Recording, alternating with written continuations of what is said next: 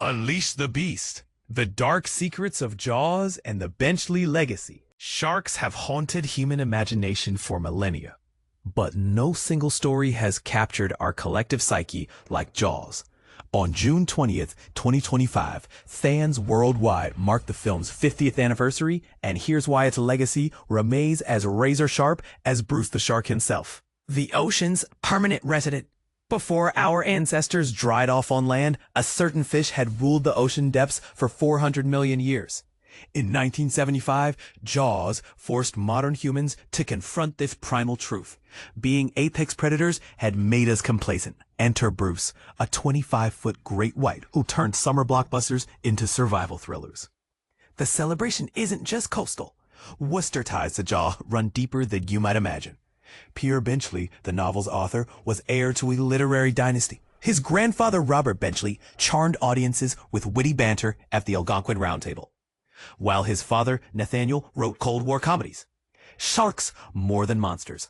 Here's the kicker. This movie didn't just terrify audiences. It accidentally sparks a conservation movement. Today, over 500 shark species face extinction threats like overfishing and climate change. But how? She's a big girl. Polygon debunked myths. Most sharks don't exceed 4 feet. In fact, 80% of species are smaller than you'd guess. Only a fraction are apex predators, and many are actually filter feeders.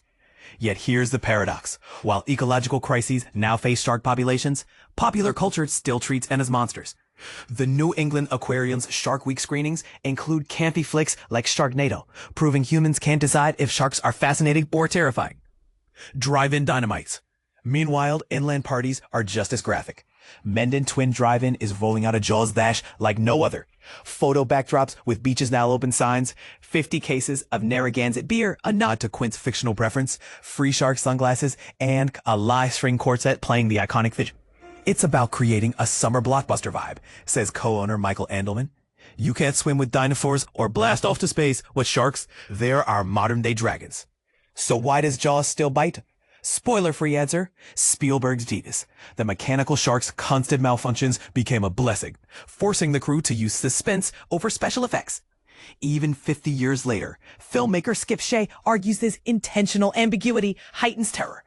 You see the tip of the tail, the blood in the water, you imagine the horror. The Benchley legacy. The story's Worcester roots run through 3 generations. 1. Robert Benchley, Harvard humorist and Algonquin Round Table charmer. 2. Nathaniel Benchley, Cold War comedy writer and Bogart biographer. 3. Peter Benchley, shark chronicler, paid $1,000 per day for 1,000-word streaks. All 3 rest in Nantucket, near the waters where great whites have staged a comeback since their 1970 protections. They're almost the cultural pride in sharks here, notes Dr. John Mandelman of New England Aquarium. People have embraced them as part of our cultural identity. Sharks under siege. But here's what's not fantastic. Climate change reshapes shark migration patterns. 80% of species remain understudied. Safety tips, don't swim near seal colonies, still get ignored. Mandelman's sharing a professional mantra. Treat them with respect. They're not monsters. They're just very, very dangerous. Even with educational outreach, challenges persist. How should we reconcile our love for baby shark plushies with the reality of these wild predators? Controversy alert. Should movies like Jaws face scrutiny for amplifying shark hysteria, or do their cultural significance outweigh potential harm? Meanwhile, younger audiences raised on digital effects might chortle at Bruce's rubbery appearance, but every wise horror fan knows true terror arises when you think the shark's coming. The Mengen Party isn't just a screening, it's a cultural canonization. And for one Gen X filmmaker, Jaws didn't just define his career, it ignited an ocean obsession.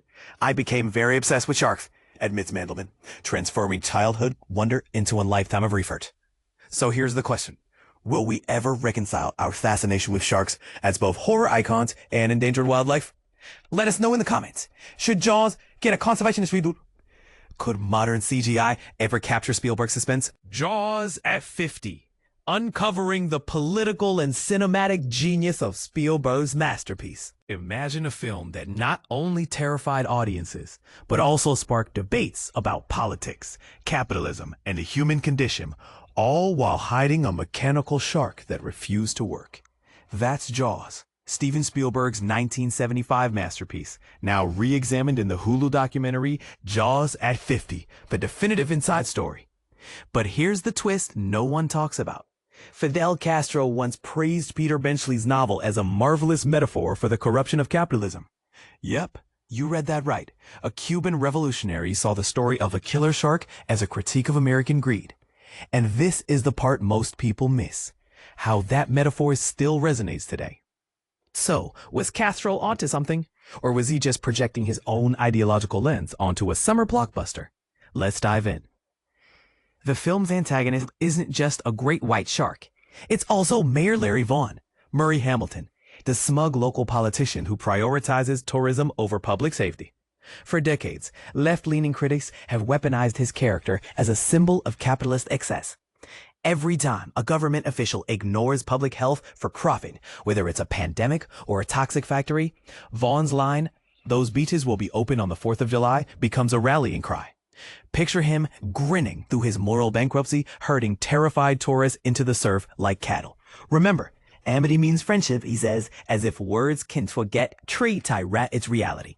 It's satire wrapped in horror, and it's as relevant now as it was in 1975. But the real terror isn't human. It's the unseen force lurking beneath the waves. Spielberg's genius was in making the audience feel the shark's presence long before it ever appears on screen. John Williams' two-note theme becomes a primal warning, and the camera's descent into the ocean feels like a descent into our own darkest fears. This duality, human corruption versus nature's indifference, is what makes Jaws more than a thriller. It's a mirror held up to society. Now let's talk about the chaos behind the scenes. Making Jaws was a nightmare. The mechanical shark broke constantly, the budget ballooned, and Spielberg nearly lost his job. But here's where it gets controversial. The documentary glosses over how these struggles shaped the film's legacy. The pressure forced Spielberg to innovate. He rewrote the script mid-production, collaborated with actors like Robert Shaw, Quint, and Richard Dreyfuss, Hooper, who ad-libbed iconic moments. Shaw's USS Indianapolis monologue about surviving a shark attack after delivering the atomic bomb to Hiroshima was a last-minute addition that transformed the film into something darker, more personal. Was Quint's trauma a metaphor for America's guilt, or just a gripping story? Either way, it's unforgettable.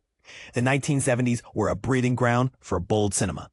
Vietnam, Watergate, and social upheaval pushed filmmakers to experiment. Directors like Scorsese, Coppola, and Spielberg were given creative freedom by studios desperate to attract the disillusioned youth. Jaws thrived in this environment, blending high-concept storytelling with raw realism. The film's use of non-professional actors from Martha's Vineyard, like the boy who played Alex Hantner, gave it a gritty authenticity. Even the actors' quirks were embraced. One insisted on wearing his own clothes instead of hippie-era bell-bottoms. It's a neo-realist throwback in a blockbuster world. Yet the documentary skips over how Jaws killed the new Hollywood era. Its success birthed the modern blockbuster model, sidelining auteur-driven films for profit-driven spectacles. Spielberg, once a daring young director, became a household name and eventually a Reagan-era safe bet. His later works, while commercially successful, lack the raw edge of Jaws. Is this evolution a triumph or a tragedy? The film's political bite faded, replaced by family-friendly tales of adventure and nostalgia. Critics like Pauline Kael called Jaws a revolution, praising Spielberg's rejection of stage-bound storytelling. But the documentary doesn't answer the bigger question. Why is a film about a shark still hailed as a masterpiece when so many socially conscious 1970s films are forgotten? Is it because Jaws transcends its era, or because Hollywood prefers to mythologize its own heroes? In the end, Jaws is more than a classic. It's a cultural artifact that reflects the anxieties of its time and ours. So what do you think? Is the shark a metaphor for capitalism, a symbol of nature's wrath, or just a really good excuse to scream in a theater? Share your take in the comments. After all, that's what the movie's been doing to us for 50 years. Jaws 50th anniversary. Watch the classic thriller in IMAX, 3D, and more. Get ready for a reawakening of cinema magic, because the iconic film Jaws is set to make a monumental return in theaters with an exciting twist. It's coming in IMAX and 3D. This is more than just a nostalgic rerun. It's a chance to experience the original summer blockbuster in 3 distinct ways that cater to all kinds of movie enthusiasts. For decades, Jaws has held a special place in film history. Premiering in 1975 after its production, which took place from May to October 1974 in the picturesque Martha's Vineyard, Massachusetts, it quickly became known as the very first summer blockbuster, a tradition that continues today. The film proudly celebrated its 50th anniversary on June 20th, marking a half-century of thrilling audiences and reshaping how movies are released during the summer months. But here's where it gets controversial.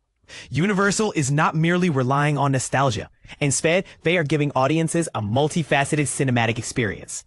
According to NBC Universal, Jaws will be shown from August 29th to September 4th in Massachusetts and other locations in a stunning 4K format, with select screenings featuring IMAX, Real D 3D, 4DX, and D-Box technologies.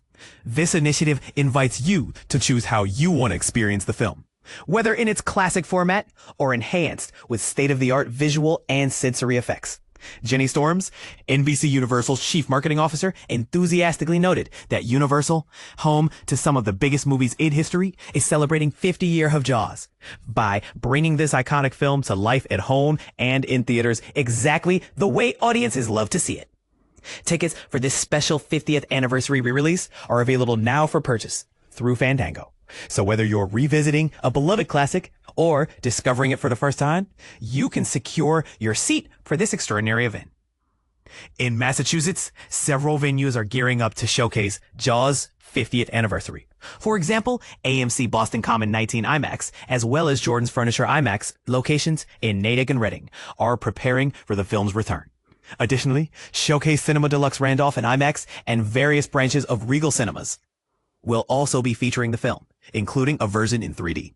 For those unfamiliar with the plot, Jaws centers on the terror that grips the coastal community of Amity, where residents and visitors alike find themselves under attack by a relentless great white shark. The movie, which is based on Peter Benchley's 1974 novel, blends elements of horror and suspense while drawing inspiration from historical accounts of shark attacks, especially those in 1916 in New Jersey, and the exploits of legendary sport fisherman Frank Mundus from Montauk, Long Island, who once captured a record-breaking great white. And this is the part most people miss. Does the re-release in modern formats enhance the original terror of Jaws? Or does it take away from the charm of watching a classic? Could this revamped experience spark a debate between traditional film lovers and advocates of modern cinematic technologies? Share your thoughts and join the discussion in the comments below. Do you agree with the reimagined viewing experience? Or do you prefer the old-fashioned approach? Prepare yourself for an unforgettable ride at the theater as Jaws returns to remind us why it remains a timeless masterpiece. Are you ready to face your fears once again?